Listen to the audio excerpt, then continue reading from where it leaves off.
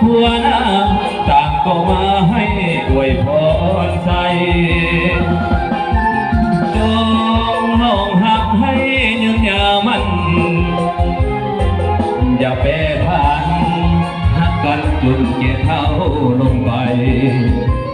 ทรัพย์สินเงินทองขอจงเลี้ยงน้องหลั่งไหลแม้นเกิดลูกหญิงชายให้เลิศด้วยปฏิภาณบัดนี้ทั้งสองสมปองเป็นคู่กันแล้วได้เป็นผัวทิพย์เมียแก้วแท้แล้วก็คงสุขสันต์เม็ดยามพังพาผิดไปอภัยให้กันดวงใจสองจงยืนมั่นให้ทบทวนผัวเดียวเมียเดียวเจ้าสาวยิ้มเจ้าสาวยิ้มใส่กันได้เด้อยิ้มไปเห็นแถวเด้อยิ้มไปเห็นแถวเขามายุ่ง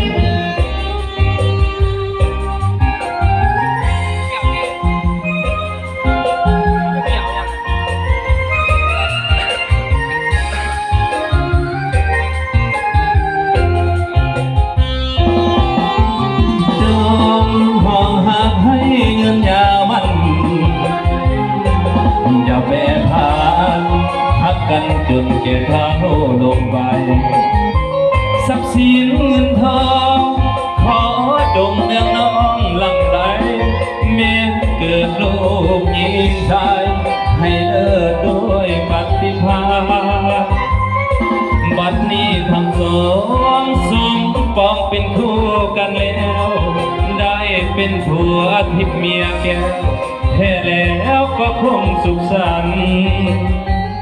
เม็ดยามพังพาผิดไปอภัยให้กันดวงใจสองจงหยุดมั่นต่อคำควรผัวเดียวมี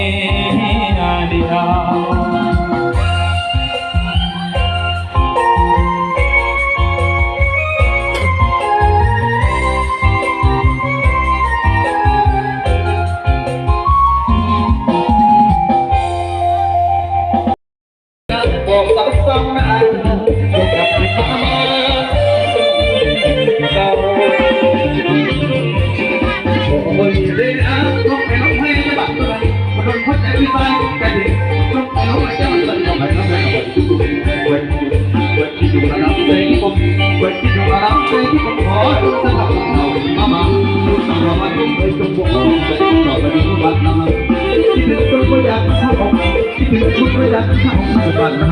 เกี่ยวลือ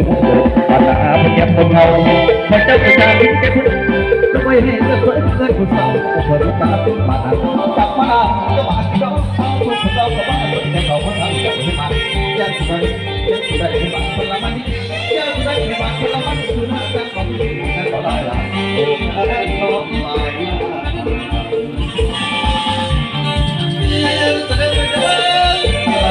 การทำมา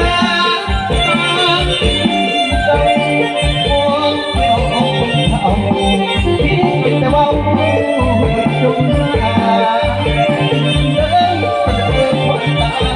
จุกกับมาแบบเป็นปากบ้าน